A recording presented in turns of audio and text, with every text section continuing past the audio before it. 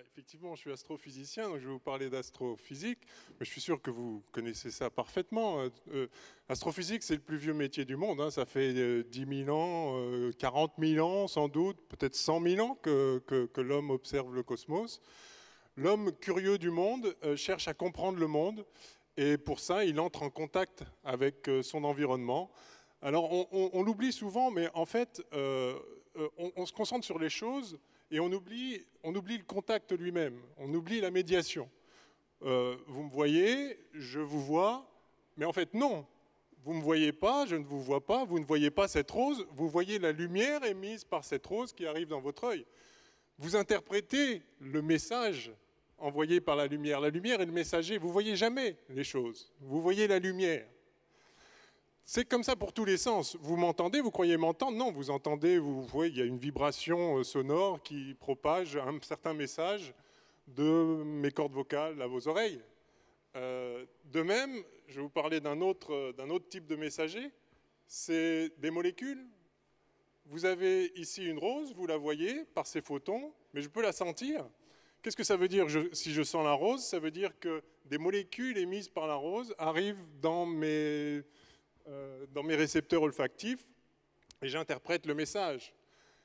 Eh bien, on est capable ainsi de rentrer en contact avec le monde physique, le monde sensible.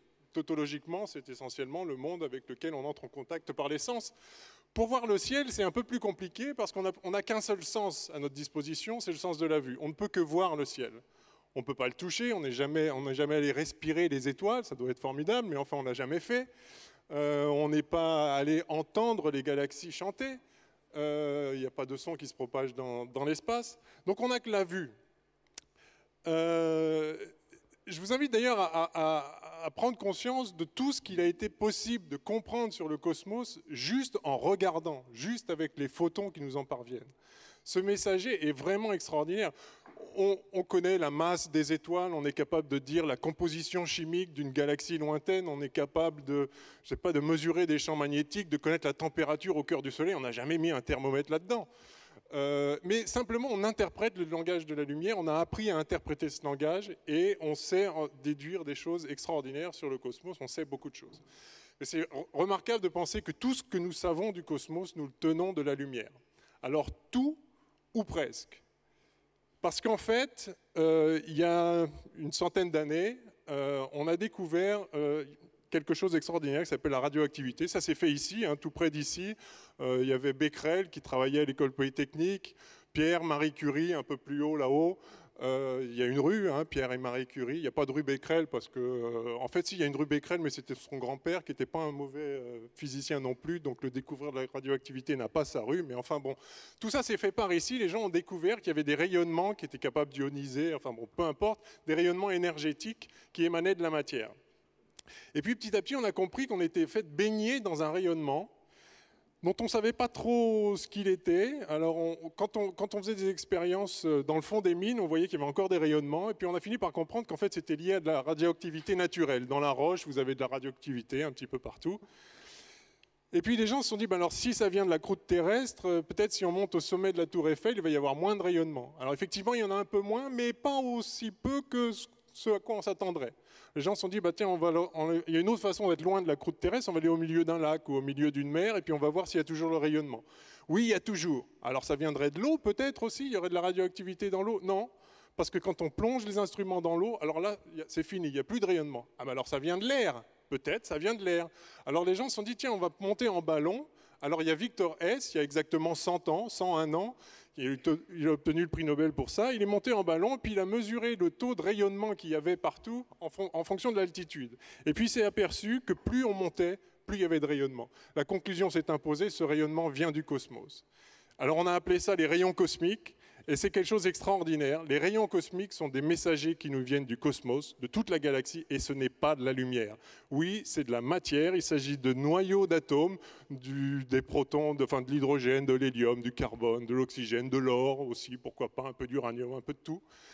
Donc il y a de la matière qui nous vient du cosmos. C'est un nouveau messager. Est-ce qu'on va pouvoir découvrir de nouvelles choses en analysant le message de ces nouveaux messagers? Il va falloir réapprendre à interpréter ces messages.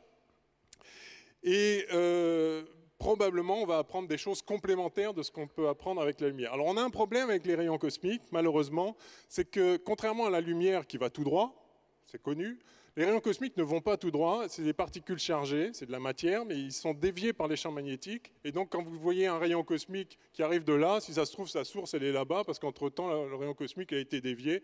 Donc, tout est brouillé, on ne voit pas les sources. Pour autant, si on apprend à déchiffrer ce que les rayons cosmiques ont à nous dire, on peut apprendre des choses intéressantes sur l'univers. Alors, c'est pas si simple, donc imaginez vous tombez sur un vieux grimoire écrit dans une langue inconnue, vous avez envie de comprendre ce qu'il dit, vous allez chercher à déchiffrer ce message, vous avez besoin d'une pierre de rosette. Une pierre de rosette, on en a, c'est la Terre. La Terre parle le langage de l'univers. Rappelez-vous la table d'émeraude, ce qui est en haut est comme ce qui est en bas. La physique est la même partout. La science de la matière du cosmos et la science de la matière de la Terre, c'est la même. La Terre est dans le cosmos, c'est la même physique, c'est la même matière. Et donc finalement, on connaît ce langage déjà. Simplement, il se présente avec, on pourrait dire, avec un accent différent. Il parle la même langue, mais avec un accent un peu difficile. Et il faut donc essayer de tirer le maximum de ce nouveau messager. Alors, depuis une cinquantaine d'années, on a déjà appris beaucoup de choses. Mais comme je vous dis, ces rayons cosmiques ne vont pas tout droit, donc on ne voit pas de source, c'est très difficile. On ne peut pas faire une image du ciel avec les rayons cosmiques. Mais on a découvert quelque chose d'absolument extraordinaire. Il y a certains rayons cosmiques, certains noyaux de matière, qui ont des énergies macroscopiques absolument colossales. Vous avez un noyau d'atomes, vraiment microscopique, un noyau d'atomes qui peut avoir l'énergie d'une balle de tennis à 100-150 km/h. C'est quelque chose d'extraordinaire. Or, il se trouve que les particules de très très haute énergie sont beaucoup moins déviées par les champs magnétiques. Et par conséquent, elles vont commencer à pointer dans la direction des sources et on a espoir, grâce à ça, de faire de l'astronomie avec ces rayons cosmiques. Ce n'est pas le seul nouveau messager auquel on est en train d'accéder. En fait, il y a aussi les neutrinos qui sont très difficiles à détecter, mais on commence à avoir accès à la mesure de neutrinos venant du cosmos. De même pour les ondes gravitationnelles. Je ne rentre pas dans les détails. Le point est que grâce aux progrès récents essentiellement expérimentaux, des techniques expérimentales, on accède à un nouveau type de ciel avec de nouveaux messagers qui vont nous donner accès à de nouveaux messages. Donc on est un certain nombre d'astrophysiciens à travers le globe à essayer de faire naître ce qu'on appelle l'astronomie ou l'astrophysique multimessager, qui consiste à observer le cosmos dans tous les canaux possibles, à écouter toutes les langues et écouter chacun des messagers dans la langue qui est la sienne et essayer de mettre tout ça ensemble pour nous révéler de nouvelles choses sur l'univers. Alors, bon, je n'ai pas le temps de rentrer dans le détail de tout ce qu'on peut apprendre avec ces choses-là. C'est une astronomie qui est en train de naître, c'est un rêve un peu fou, cette astronomie multimessager. Mais retenez qu'effectivement, depuis des dizaines de milliers d'années, on fait de l'astronomie photonique, avec les photons, avec la lumière, mais on vient de prendre conscience depuis quelque temps qu'il y a d'autres façons, que l'univers a d'autres dimensions, et on peut y accéder en mettant ensemble, donc en essayant de déchiffrer ces langages complémentaires. Donc si vous voulez, donc, vous avez cette rose, je peux la voir, je peux la toucher, je peux la sentir. Finalement, les rayons cosmiques étant de la matière qui vient du cosmos, on peut dire que analyser cette matière, c'est un peu comme analyser les composants chimiques qui émanent de cette rose et la sentir. L'univers est une rose. L'univers est une rose et nous avons espoir, dans les quelques années qui viennent, de faire non plus seulement observer la rose, mais la sentir. Non plus observer l'univers, alors sentir l'univers, l'analogie ne doit pas être poussée trop loin, mais nous allons vraiment accéder à de nouvelles dimensions. Bon, ben voilà, je crois que je vais arrêter là. Il y aurait beaucoup de choses à vous dire sur ces nouveaux messagers. Simplement, quand vous allez regarder le ciel, peut-être en sortant tout à l'heure, ouvrez l'œil, bien sûr, mais pas seulement l'œil. Respirez, emplissez vos poumons, les rayons cosmiques arrivent.